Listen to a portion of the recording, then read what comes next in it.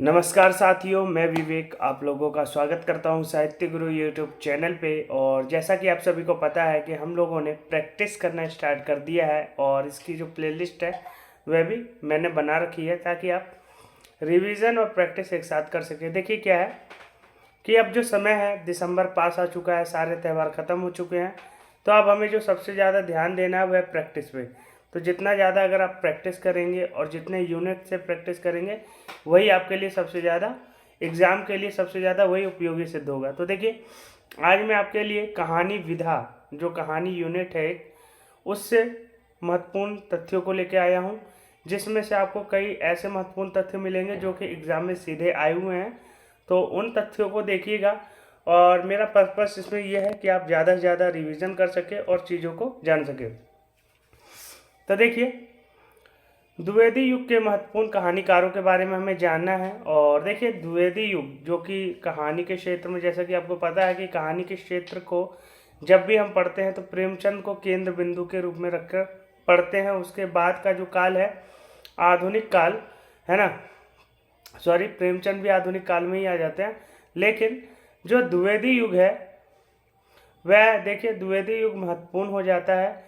और द्विवेदी युग के देखिए जितने भी कहानीकार हैं इनके बारे में भी हमें जानना पड़ेगा। तो देखिए क्या है, किशोरी लाल गोस्वामी। किशोरी लाल गोस्वामी का जो जन्म है 1865 ईस्वी में हुआ। और किशोरी लाल गोस्वामी जो है भारतेंदु से 15 वर्ष छोटे हैं। तो ये चीज़ें अगर आप कनेक्ट करके पढ़ेंगे तो आपको इनके जन्म डेट भी याद हो जाएंगी और चीज़ें अच्छे से समझ पाएंगे। तो 1865 में इनका जन्म हुआ, 1932 में इनका निधन हो गया।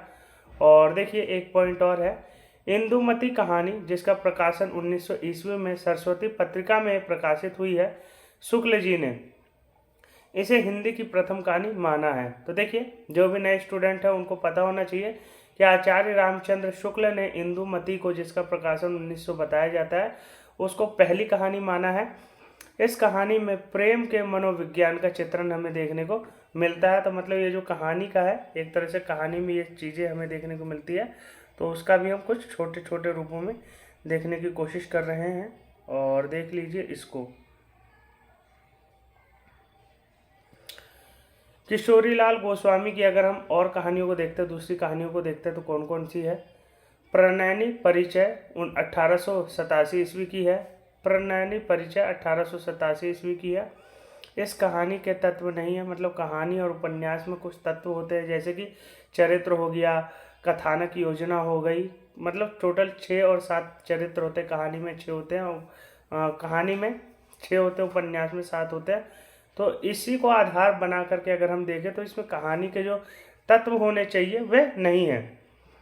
और देखिए, डॉक्टर बच्चन सिंह ने इसे हिंदी का प्रथम कहानी माना है। तो डॉक्टर बच्चन सिंह भी इसको हिंदी की पहली कहानी मानते हैं कि इसको प्रणयनी परिचय, तो इसको हिंदी की कहानी जो है प्रथम कहानी डॉक्टर बच्चन सिंह मानते हैं। गुलबहार को देखें तो गुलबहार ने 1902 ईस्वी में सरस्वती में प्रकाशित की है। कौन सी कहानी को, इस कहानी को। और एक मिनट, गुलबहार जो कहानी है उसका प्रकाशन जो है 1902 ईस्वी में सरस्वती में हुआ है। तो गुलबहार कहानी भी इन्हीं के द्वारा लिखा गया है। अब देखते हैं माधव प्रसाद मिश्र के द्वारा लिखी गई कहानियों को। तो कोंगड़ गांव भिवानी, हरियाणा में ये रहने वाले थे, मतलब हरियाणा के रहने वाले थे। और निधन अगर हम इनका देखें तो 1907 ईस्वी में हुआ है। और सुदर्शन पत्रिका के बारे में आपको पता होगा, जिस प्रकार से पत्रिका सरस्वती है उसी प्रकार से सुदर्शन पत्रिका थी और उसके ये संपादक रहे हैं। मन की चंचलता इनकी रचना का नाम है, जो कि 1900 ईस्वी में प्रकाशित हुई है। पुरोहितों का आत्मत्याग 1900 ईस्वी में हमें देखने को मिलता है। और देख लीजिए, वृंदावन लाल वर्मा की अगर हम कहानियों को देखें तो 1889 ईस्वी में मऊरानीपुर, झांसी, उत्तर प्रदेश में हमें देखने को मिलता है। और इनका जो निधन है वृंदालाल वर्मा का 1969 ईस्वी में हुआ है। अगर हम इनकी प्रसिद्ध कहानियों को देखें वृंदालाल वर्मा को, तो इनकी प्रसिद्ध कहानियाँ हमें ये देखने को मिलेगी। राखी बंद भाई, देखिए राखी बंद भाई जो कहानी है इम्पॉर्टेंट है इस लिहाज से क्योंकि एग्ज़ाम में आ चुका है, 1909 में इसका प्रकाशन हुआ है। हिंदी की पहली ऐतिहासिक कहानी माना जाता है। तो जितनी भी कहानियाँ हैं जो अलग अलग प्रकार से हमें देखने को मिलते हैं, जैसे कि किसी में प्रेम का तत्व है, किसी में इतिहास का तत्व है, तो उन सभी में जो जो प्रथम है उन सभी को जरूर याद कीजिए। और जिनको महत्वपूर्ण आलोचकों ने प्रथम कहानी माना है उनके बारे में आपको पता होना चाहिए, उनके डेट और फैक्ट भी आपको पता होने चाहिए। तो राखीबंद भाई 1909 ईस्वी हिंदी की पहली ऐतिहासिक कहानी माना जाता है। ततार और एक वीर राजपूत 1910 ईस्वी की रचना है। और अन्य कहानियाँ अगर हम देखें तो मेढक का व्याह, नकली किला, और देखिए अंबरपुर के अमरवीर, फिर है तोशी कलाकार का दंड। तो ये सारी की सारी इनकी कहानियाँ हैं। तो ये इम्पॉर्टेंट है क्योंकि ये प्रथम कहानियों में, मतलब प्रथम कहानीकारों की कहानियाँ हैं, इसलिए ये सारी चीज़ें आपको जाननी चाहिए। क्योंकि हर बार कहानी जो है, मतलब क्वेश्चन जो है वो नहीं पूछे जाते कि जो सिलेबस में दिया गया है उससे रिलेटेड जो भी मतलब रचनाकार हैं, जो भी रचनाएं हैं, उनसे रिलेटेड चीज़ों को पूछ लिया जाता है। इसको भी देख लीजिए। केशव प्रसाद सिंह चंद्रलोक की यात्रा 1900 ईस्वी की रचना है। इसे हिंदी की पहली कहानी माना जाता है। केशव प्रसाद सिंह के द्वारा लिखा गया है चंद्रलोक की यात्रा, 1900 ईस्वी में इसका प्रकाशन हुआ है। इसको भी हिंदी की पहली कहानी की श्रेणी के अंतर्गत रखा जाता है। और इसको देख लीजिए। आपत्तियों का पहाड़, इसका भी प्रकाशन 1900 ईस्वी में हुआ है। राजेंद्र बाला घोष, देखिए ये इम्पोर्टेंट पॉइंट है कि जो राजेंद्र बाला घोष है उनको बंग महिला के नाम से भी जाना जाता है। हिंदी की पहली महिला कथाकार या कहानीकार के रूप में जानी जाती है। इनका जन्म 1882 ईस्वी में वाराणसी में हुआ था और इनका जो निधन है 1951 ईस्वी में हुआ है। अगर हम इनकी महत्वपूर्ण कहानियों को देखें जो इम्पोर्टेंट है एग्जाम के दृष्टिकोण से, चंद्रदेव से मेरी बातें 1904 ईस्वी की रचना है। फिर है डॉक्टर भवदेश ने इस कहानी को हिंदी की प्रथम राजनैतिक कहानी माना है।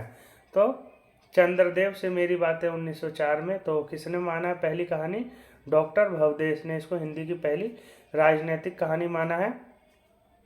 अगर हम इनकी और कहानियों को देखें तो कुंभ में छोटी बहू, तो एक बार आया था क्वेश्चन कि इनकी रचनाओं को दे दिया गया था और प्रकाशन वर्ष के हिसाब से उनको अरेंज करना था।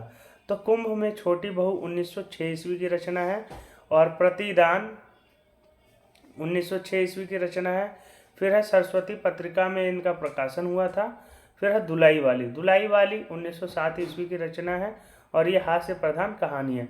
दुलाई वाली उन औरतों को कहा जाता है जो कि अपने सर के ऊपर लंबी लंबी घूंघटें रखती हैं, उन्हीं को हम दुलाई वाली के नाम से भी जानते हैं। और देखिए क्या है, दालिया 1909 ईस्वी की कहानी है। कुसुम 1912 ईस्वी की कहानी है। ये कहानी संग्रह है, ठीक है। तो कुसुम 1912 ईस्वी का ये कहानी संग्रह, मतलब इसमें अनेक कहानियां जो है संकलित है। अब इनको देख लेते हैं। विश्वंभर नाथ कौशिक के बारे में अगर हम देखें तो इनका जन्म 1891 ईस्वी में अम्बाला पंजाब में हुआ था और 1945 में इनका निधन हुआ है। ये कालक्रम की दृष्टि से प्रेमचंद युग में एक वर्ग विषय की दृष्टि से द्विवेदी युग में आते हैं। मतलब अगर कालक्रम की दृष्टि से देखें तो प्रेमचंद के युग में आते हैं और वर्ग दृष्टि से देखें कि जिस प्रकार की कहानियाँ लिखा करते थे द्विवेदी युग से आते हैं। ये भी आदर्शोन्मुखी यथार्थवादी कहानीकार हैं जिस प्रकार से प्रेमचंद थे। इन्होंने प्रेमचंद की तरह 300 कहानियाँ लिखी थी, मतलब इन्होंने भी लगभग 300 कहानियाँ लिखी थी। इनकी हास्य रस से संबंधित कहानियाँ चांद पत्रिका, दुबे जी की चिट्ठियाँ नाम से प्रकाशित हुई। तो देखिए कितना इम्पोर्टेंट आपको मतलब एक पॉइंट जानने को मिल रहा है कि इन्होंने भी जो इनका जो नाम है विश्वनाथ कौशिक, इनके द्वारा भी लगभग 300 कहानियाँ लिखी गई है। आदर्शोन्मुखी लिखी गई है, मतलब आदर्श को इन्होंने आधार बना करके कहानियाँ लिखी है। हास्य कहानियाँ हैं और इनकी कहानियाँ जो हैं चांद पत्रिका में छपी करती थी, ठीक है। तो ये सारे पॉइंट जो हैं इम्पोर्टेंट है और इनसे आपको बहुत ही आसानी से प्रश्न देखने को मिलेंगे। कहानी संग्रह देखें इनके, तो कहानी संग्रह है गल्फ मंदिर 1919 ईस्वी की है। फिर है चित्रशाला भाग 1 1914 ईस्वी की है। चित्रशाला भाग 2 1929 ईस्वी की है। कल्लौल 1933 ईस्वी की है। प्रेम प्रतिमा 1949 ईस्वी की है। मणिमाला 1942 ईस्वी की है। अगर हम इनकी प्रसिद्ध कहानियों को देखें तो परदेसी 1912 ईस्वी की है। रक्षाबंधन, रक्षाबंधन पूछा जाता है तो 1913 ईस्वी की कहानी है, 1913 ईस्वी की। चंद्रधर शर्मा गुलेरी, देखिए चंद्रधर शर्मा गुलेरी की जो कहानियां हैं, इन्होंने बहुत ही कम कहानियां लिखी, केवल कहते हैं 3 ही कहानियां लिखी और बहुत ही ज़्यादा विश्व विख्यात हो गई एक तरह से इनकी कहानियाँ। तो देखिए चंद्रधर शर्मा गुलेरी का जो जन्म है 1883 ईस्वी में जयपुर में हुआ है 25 जुलाई को। इनका निधन 11 सितंबर 1922 ईस्वी में हुआ है। इनकी महत्वपूर्ण कहानियों को देखा जाए तो सुखमय जीवन 1911 ईस्वी की कहानी है, भारत मित्र पत्रिका में प्रकाशित हुई थी।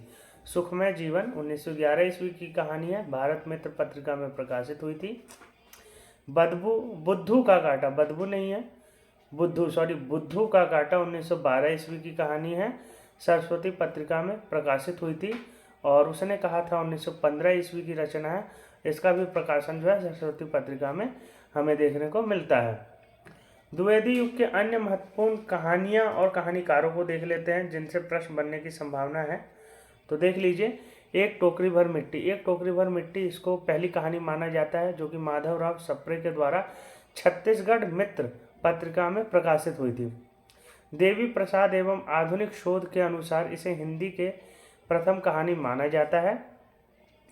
इसमें सामंती व्यवस्था, एक महिला के शासन का चित्रण है, ठीक है। तो इसमें सामंती व्यवस्था का चित्रण है जिसमें एक महिला, एक विधवा महिला को इस प्रकार से पीड़ित किया जाता है, लेकिन बाद में जो जमींदार होता है उसका हृदय परिवर्तित होता है और उसको वह अपनी जमीन जो है लौटा देता है। प्लेग की चुड़ैल 1902 ईस्वी की कहानी है, मास्टर भगवान दीन के द्वारा लिखी गई है। 11 वर्ष का समय 1903 ईस्वी की कहानी है, जो कि आचार्य रामचंद्र शुक्ल के द्वारा खुद ही लिखी गई है। इसका भी प्रकाशन जो है सरस्वती पत्रिका में हमें देखने को मिलता है। पंडित और पंडितानी 1903 ईस्वी की कहानी है, गिरिजा दत्त वाजपेयी की कहानी है। और लिखा है नलकी किला 1909 ईस्वी की रचना है, मैथिली शरण गुप्त। फिर है 99 का फेर 1910 ईस्वी की रचना है, मैथिली शरण गुप्त। ग्राम 1911 ईस्वी की रचना है, इंदु में प्रकाशित जयशंकर प्रसाद की रचना है। पिकनिक 1911 ईस्वी की रचना है, गंगा प्रसाद श्रीवास्तव की रचना है। रसिया बालम 1912 ईस्वी की रचना है, जयशंकर प्रसाद की रचना है।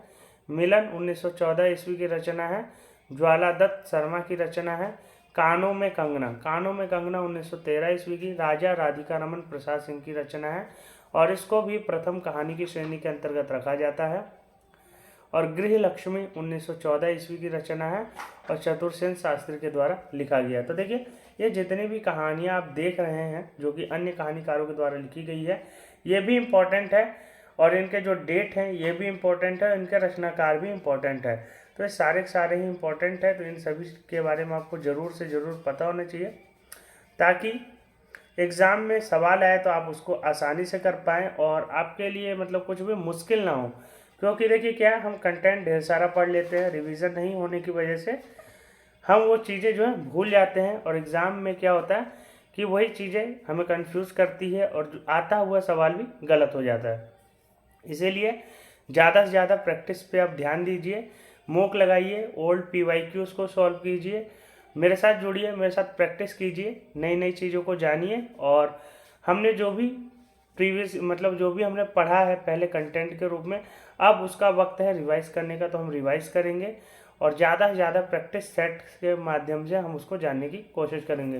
तो मुझे आशा है आप लोगों को अच्छा लगा होगा और आप लोग कमेंट करके बता सकते हैं कि आपको किस टॉपिक पे न्यू वीडियो चाहिए, तो मैं बनाने की कोशिश करूँगा। और अपने साथियों को भी इस चैनल के साथ जोड़िए, साहित्य गुरु के साथ। और चैनल को सब्सक्राइब करना बिल्कुल मत भूलिए। और देखिए क्या है कि ये जो PDF है आपको मेरे डिस्क्रिप्शन बॉक्स में टेलीग्राम का लिंक दिया होगा, वहाँ पे मैंने मतलब आपको ढेर सारी PDF मिल जाएंगी रिवाइज के पर्पज़ से, तो आप उनको ज़रूर पढ़िए ताकि आपको मतलब इधर उधर जाने की ज़रूरत नहीं पड़ेगी। अगर आप केवल उन PDFs को पढ़ लेते तो आपका जो काम है वहीं से हो जाएगा। तो आज के लिए इतना ही, धन्यवाद। फिर मिलते हैं अगले लेक्चर में, तब तक आप अपनी तैयारी करते रहिए और प्रैक्टिस सेट को लगाते रहिए। तो आज के लिए इतना ही, धन्यवाद।